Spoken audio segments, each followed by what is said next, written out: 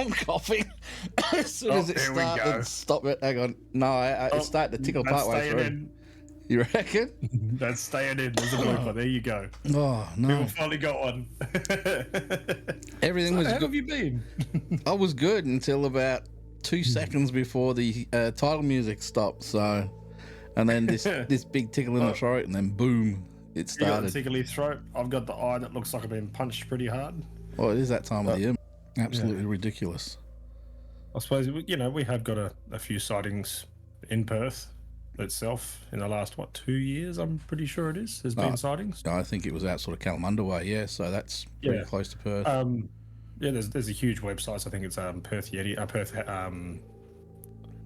Yowie Hunters. They've got a page, and they like to document and track over the last 20 odd years, if not longer. Yeah. That's Australia wide, but they have it broken down per state. So it'd be absolutely amazing to be able to connect with them at some stage and see if we can get in on the action. Well, I did actually send them an invitation to come on the show, but as of this evening, I still haven't heard anything back from them. So we did have one guy who is a renowned investigator of the Bigfoot Sasquatch Yowie phenomenon, and he's actually just moved over here because he's actually following the I don't think you can call it a migration pattern as such, but based on the sightings and stuff, he's actually plotted a migration pattern for them, and he's moved over here so that he can sort of get in front of it all when it starts to happen. And there was a spate of sightings just earlier this year, sort of from down south, which you would think, okay, so they've come right across the country and they worked their way up from the south up. And it's really interesting. Like I said, he did say he would come on the show, but I haven't had contact with him, so that will be a follow-up show on the subject later on. That's another thing that's kind of got me. So you said through the south parts, like the wintry, icy parts, with the Yeti, and people describe the Yeti as white, long hair or fur. So that's the common misnomer about that. He's not actually got white hair. He's pretty much the same description as all the rest, a reddish brown or a black coloured fur. I think the snow, it may come across that way if he's covered with snow, with snowfall and stuff like that. It might have a sort of more greyish tinge to him. But no, the reports are he's pretty much the same colour as everywhere else. Oh, it sucks to be hiding then, because you think it's stand out just a little bit more, in a white area. Well, this is another misnomer about the whole thing is the Himalayas aren't all snow. That's only above a certain level, which obviously there are a lot of sightings of him up there. But if you go down below a certain level, you're into forested areas very similar your trees to the Rockies and things like that. And I think it was Destination Truth. It's a show that I actually really love. Josh Gates and everybody, they actually went there and they were hot on the trail, and they actually got some pretty compelling footprint from what they were tracking, and that made sort of international news at the time. There's actually footage of them, doing all these, presenting the cast and everything for the local press and stuff. And they actually came over here and went into the Blue Mountains when they were on the search for the Yowie, and I think they got some vocalizations and things like that. So it's interesting watching them go to some weird places, like where they went. They actually ended up having to rappel down a cliff to go further. I'm thinking, well, I don't know many Yowies that can actually rappel. You know what I mean?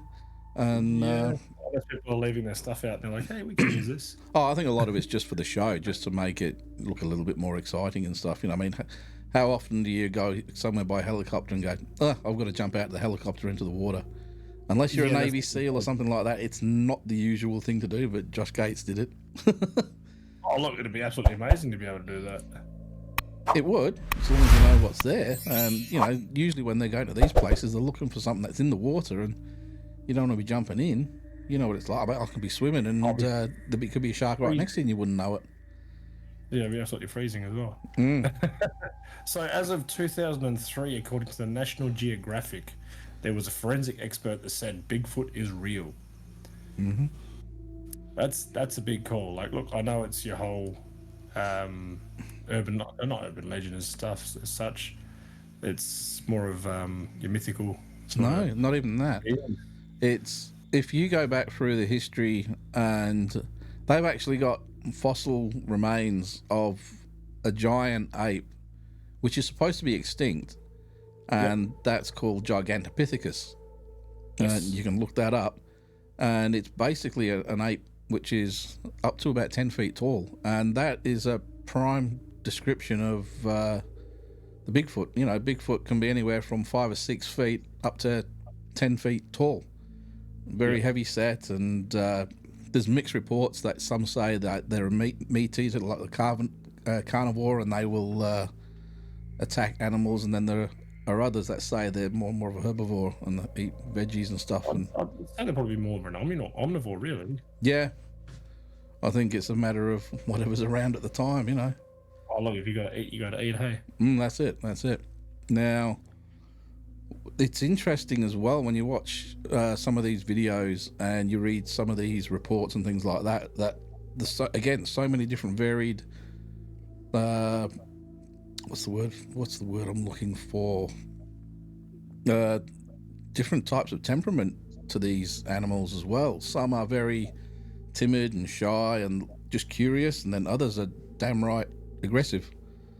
So it's probably like the communication barrier and the what do you call it, the inquisitiveness to an extent to some. And if you don't know how to react to something, you don't know what something's like, you can have a hostile approach. You'll be on your back foot. So, you know, what's to say that we're not scaring them much as they scare us? Well, not the last report, because there was another report from a few years ago, but a report previous to that, which happened out Kalamunda way. There was I think it was a father and son or something like that, and they were out. I think they were looking at the stars and stuff, you know, because there were sort of stargazers. They had the telescope out and everything like that, and they saw something come out onto this road, and you know what Kalamunda's like. It's you know, pretty quiet out there, and they saw this silhouette of this big man-like thing, but it was way too big to be a human, and it was walking towards them. And it was lucky for them they drove a ute, because it freaked them out to the point where they actually just threw the telescope in the back, forget the optics of it, just threw it in the back, get in the car, we are out of here. And they never really got a good look at it. They just, apparently, as they were turning around, the headlights caught hairy legs. It didn't get anything above that. So if you look at your normal headlights and where the beam goes, and then if you're only picking up legs, that's putting up a fairly tall sort of creature. It's at least, you know, you're looking at 12 foot minimum. Yeah. You're bringing the legs up from your headlight beam. Yeah. And again, that's sort of, it has been heard of before, but it's not the common. The usual sort of 7, 8, 10 feet is the mark that you would normally expect a report to come back as.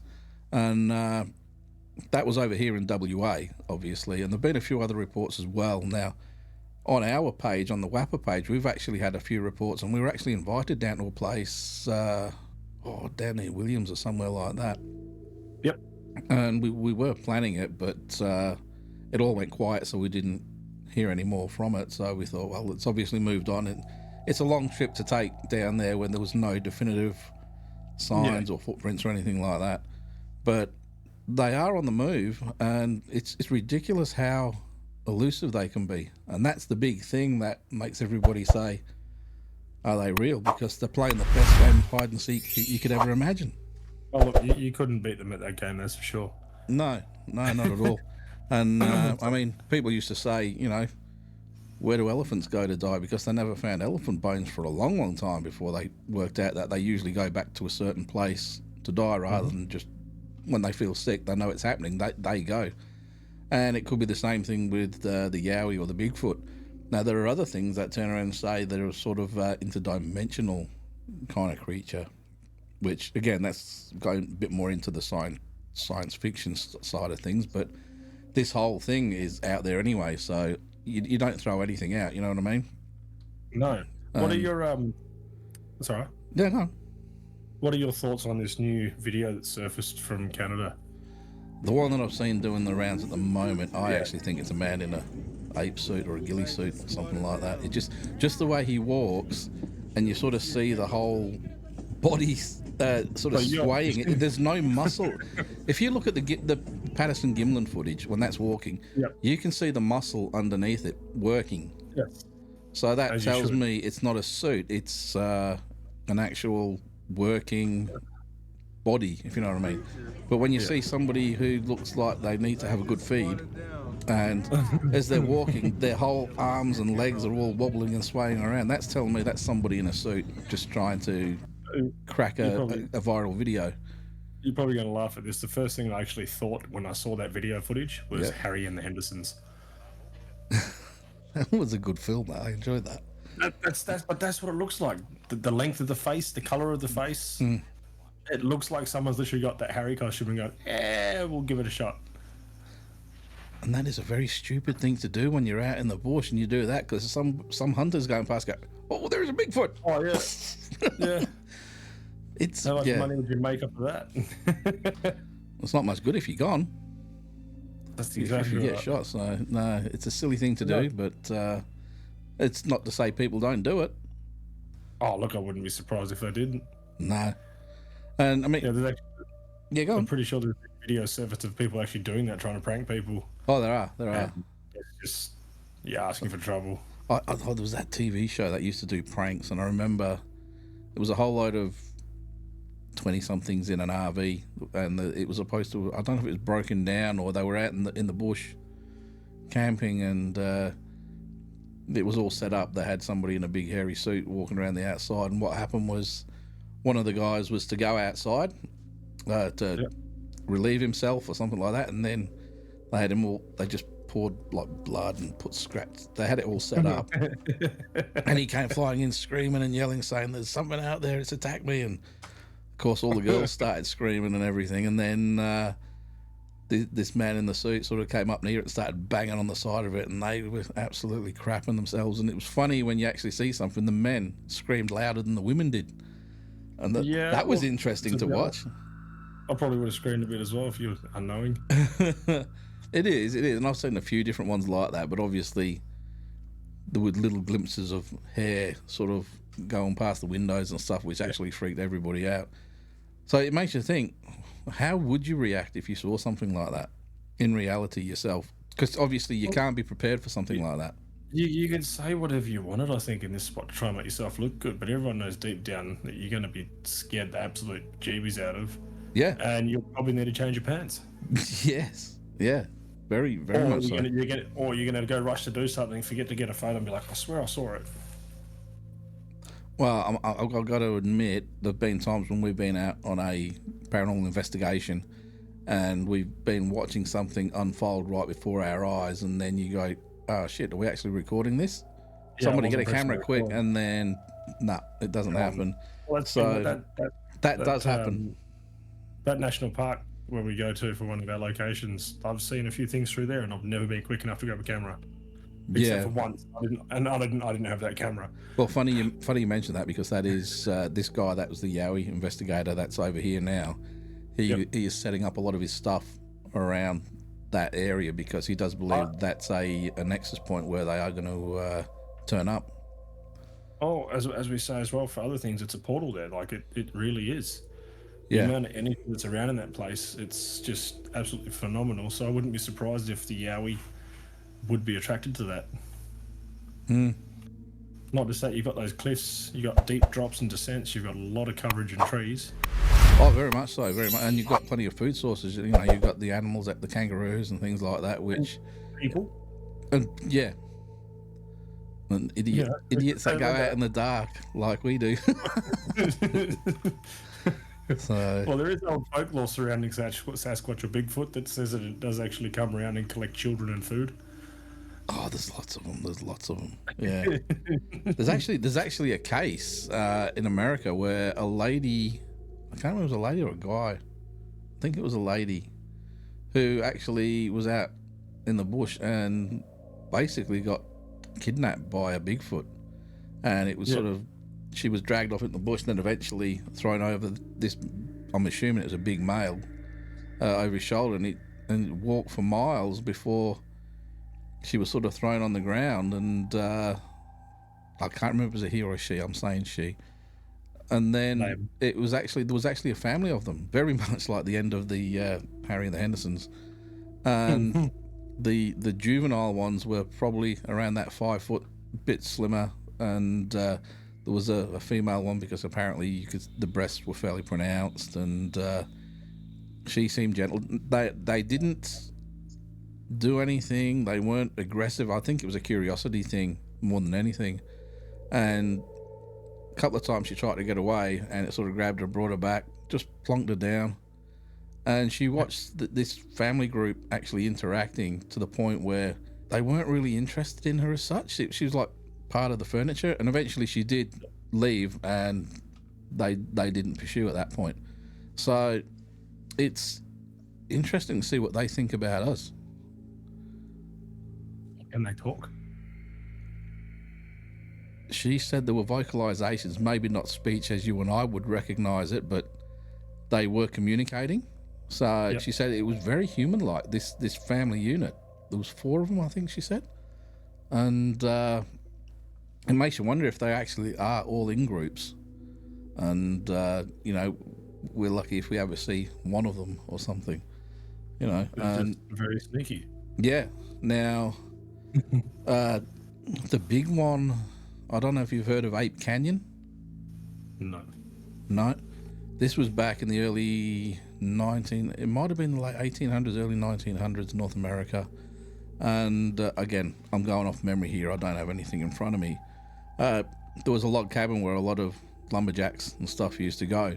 Now, out there, quite often, you get a lot of wild wolves and things like that. So they would have a designated person with a gun to obviously shoot anything that was incoming, or at least scare it off, so that they were kept safe. And they were sort of on this ridge, and it sort of goes around in this giant sort of C-shaped thing. And there was like on the far side, he noticed what appeared to be a person walking in their general direction, and using someone, because obviously they'd been around the area, using the trees that were there and the landmarks, he actually worked out that it was fairly big.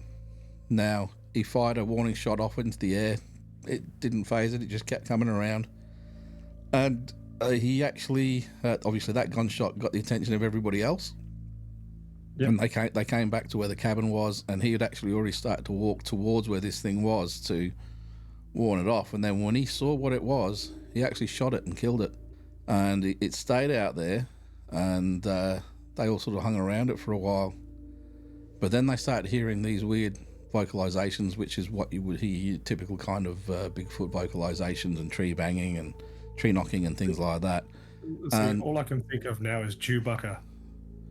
Well, yeah, no, they're a very, very different kind of noise. But what happened was they noticed there was movement down in the canyon, and it wasn't just one; there were several. And of course, they actually left that creature because it was too heavy to move. Went back towards the cabin when these things came up over the ridge, and it was, for lack of a better term, a gang of Bigfoot. And a lot of them got up there, sort of stood where it was, where they were, as if to say, "Don't come out," because they were all sort of heading back to they were in the cabin at this point. And I think 2 of them went over to try and wake up the one that was shot, because they didn't understand that it was had been shot. And when they realised it was dead, all hell broke loose, and these animals came charging at this cabin. Now there were big, hefty logs in this cabin, so it didn't go down easily, but they were smashing at it. They were climbing on running across the roof and smashing on the roof, and these guys were all in fear of their lives. And this happened nearly all night long. It was a good 7-8 hours that this continued barrage of attacks from these Bigfoot, and they were freaking out, and it wasn't until early in the morning that light had broke, and they sort of tried to peer out, and they couldn't see anything, so they sort of had all their shit together, and they went out and they realised there was nobody around, and they actually ran. Now apparently it was a good few hour hike back down to any kind of civilization, and they all got out alive. But they told this story, and there was a big hunting party went back up there to retrieve the body. But when they got up there, the body was gone. Yeah, And then they checked out the cabin, and what had happened is the cabin had been completely torn apart from the inside out. So obviously they hadn't locked it when they took off, and these creatures had got in there and they just totally trashed the place. And that's actually locking it would have helped. no, well, it did while they were in there, but I don't know how much they barricaded against it as well. But that now is called Ape Canyon after that incident. So that's the first sign. Now, they weren't aggressive at the start, not until one of their own had been attacked. And that is a very kind of human response. If somebody in your family gets attacked, you go to places you wouldn't normally go to, you know. So Yeah, that's, I get that one. yeah, so that's really interesting. But then over here, over in Queensland, in Ormeau, there's actually reports of a very aggressive one there as well. Now, I've told the story about that before, so you'll have to go back through old videos to find that one. So, did you mention Roger Patterson earlier? Was that correct? No, the Patterson and Gimlin footage, yeah. Yeah, so that was in '67 with the female Bigfoot striding along the Yes, riverbank. that's the one. Yeah. Yeah. The one that everybody knows the photo, everybody knows that stance, everybody has seen all the memes. There's a million different memes. It's funny though, because there's forensics that mention that video clip, but then it states underneath in big letters saying, unfortunately, no one has been able to snap a clear picture of the beast. Well, there's a big controversy about that, because many say that it was faked and many say that it was real, and then some say no, it was a suit that was bought. And I don't know any suit that has articulating, at least back then, articulating muscles. And as this thing is walking, you could see it was heavy footed, and you could, when somebody walks and you see all of their muscles working, you could see that underneath the fur or the hair, and you just don't get that from a ghillie suit. Yeah, so in this same article, it's saying there was an investigator, Jimmy Chilcutt of the Conroe Police. He says he's actually specialised in fingerprints and footprints, and he's analysed more than 150 casts of Bigfoot prints that an Idaho state professor, Meldrum, keeps in a laboratory. Yep.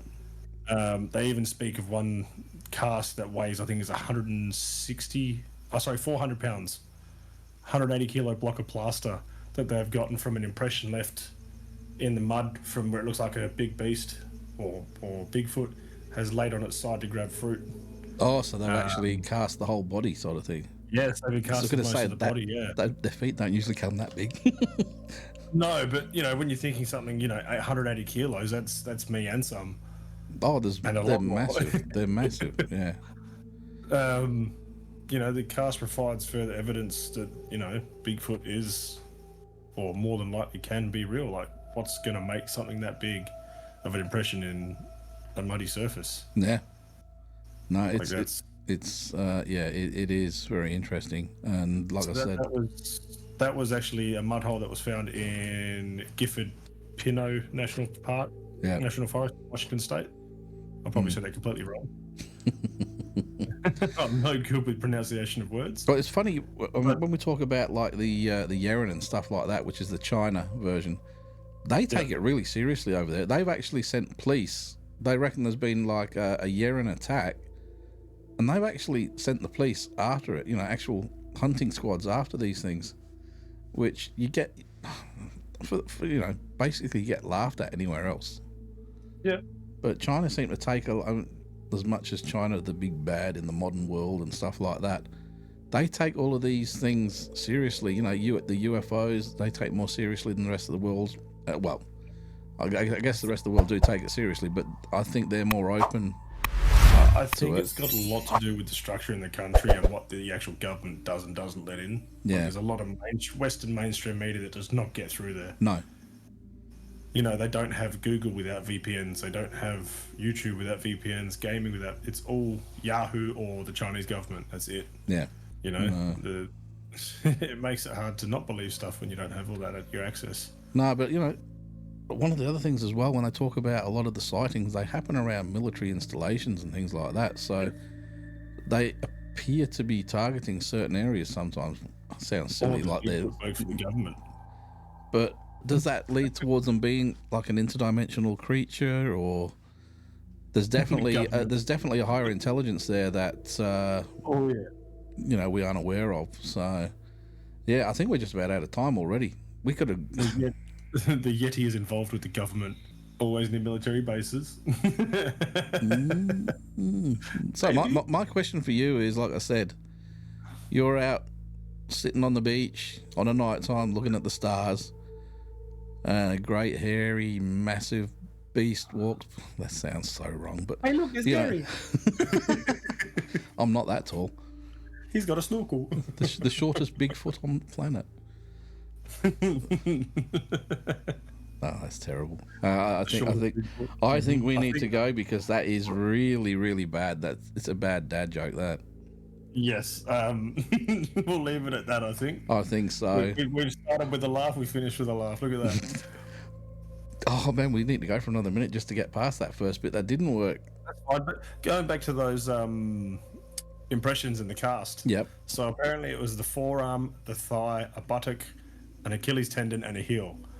It was 40 to 50% bigger than a normal human, and the anatomy does not jive with any known animal.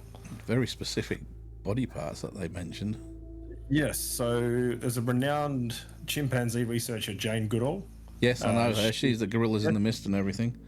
Yes, she said she was sure that large undiscovered primates such as the Yeti or Sasquatch do exist. Yeah. Oh, I don't doubt it. There's not that many of them. When you've got a specialist that works in that field and says, hey, they more than likely exist, you kind of want to believe just a little bit more. That's it. And on that, I think it's time to say good night. Good night. See you later, peeps.